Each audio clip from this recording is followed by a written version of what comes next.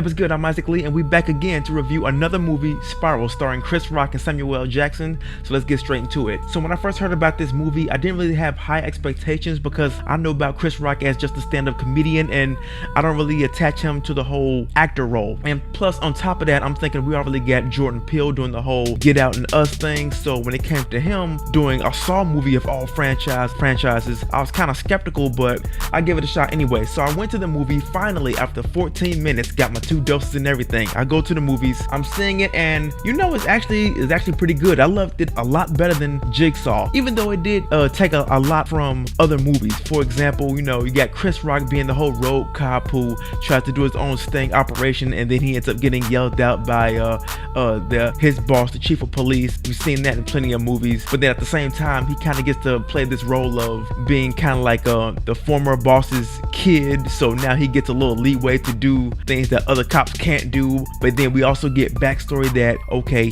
I don't want to say ratted out, but you know, he put another cop on blast for not doing his job, and now everyone else at the precinct, ain't nobody got his back, and we see the ramifications of that. But so there's the fact that, oh yeah, and there was some product placement in the very first 10 minutes, because he's doing this whole heist, and I definitely got to explain this. He's doing this whole heist, kind of like an undercover heist at this hotel, but as he's leaving and he's going back through the back way, you see these PSAV cases. Now to everyone else, that doesn't mean anything, but to me specifically, PSAV, which stands for Presentation Services Audio Visual, that's like it's an AV company that does all these like presentations for certain meetings that happen at hotels. The reason I know that because I'm currently furloughed from them.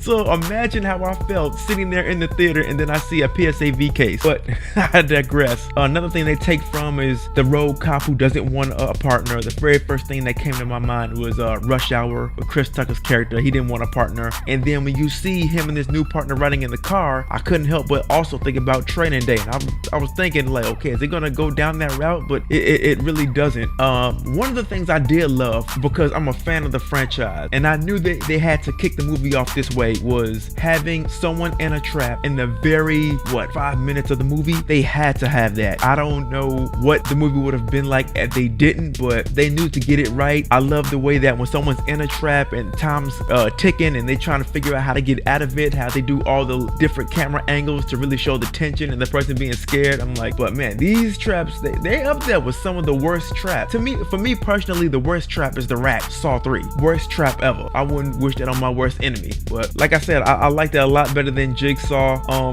It was funny how they had a couple parts where they show kind of like a flashback to, I guess, what's supposed to be a younger Chris Rock with his father Samuel L. Jackson, and I'll get to him because he's great in this movie as well. When they want to show a younger version of Chris Rock, they just show him with a backwards cap, and I'm like, really? That's your that's how you get across to the audience that you're younger? I'm okay, well, why not give him a skateboard too? He's like, but Samuel L. Jackson, let's talk about him. Samuel L. Jackson, here's the thing about him. I don't want to say he's phoning it in, but in a way he is. It's like all of his characters have very little variation between them. Like I would really love for someone to tell me the difference between Samuel L. Jackson as Nick Fury and Samuel L. Jackson as Coach Carter. What's the difference? It's the difference.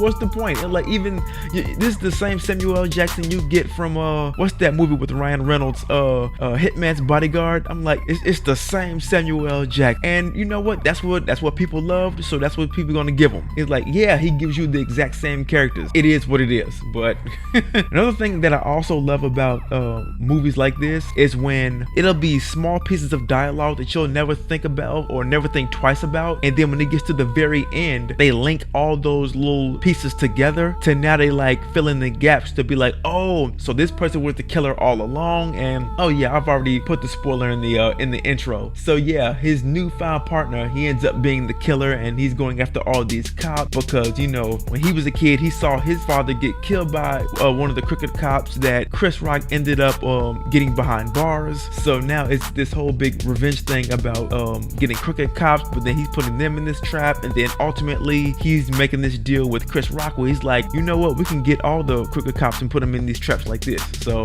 it kind of becomes a clash of, I feel like it's a clash of morality. It's like, okay, this is kind of extreme, and like, but that ending, I mean, because you see the little pig on a string that's kind of being played like a puppet, and then at the very end you see Samuel L. Jackson's character being played like a puppet, and then he said before that scene with like, oh, I guess cops just shoot and don't ask questions, and just ask questions later. And I was like, wow. So when you see all these little things kind of played out, and then by the very end you see it all like put together, you be like, it makes you want to watch it a second time and be like, oh, so that's what he meant. It was definitely interesting. I was really skeptical as to how serious could I take Chris Rock, because at first Chris Rock, at least in the trailers, it made it seem like he's trying to be like this super big tough guy. I don't really buy it completely, just because again, I'm so used to him being comedic Chris Rock, and the biggest obstacle was just his voice. He just has a comedic voice. Second to that, he just has a comedic face when it comes to his facial expressions. It's like when he wants to be mad, it's like you just want to laugh. You find yourself wanting to laugh. But overall, he did do a pretty good job. And again, the traps, I loved all the traps. The biggest one I liked, what was the one I liked the best? I would say it would be a combination between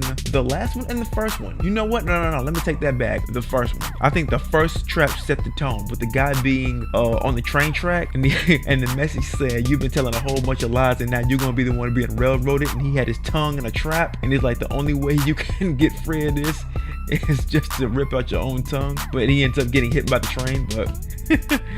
But overall, I really enjoyed this. I would definitely watch this again. And again, this was way better than Jigsaw. Jigsaw was a mistake. But at the end of the day, those are just my thoughts. But what are yours? And if you like what I had to offer, hit that like and subscribe at the bottom. I'm Isaac Lee. This is The Rundown.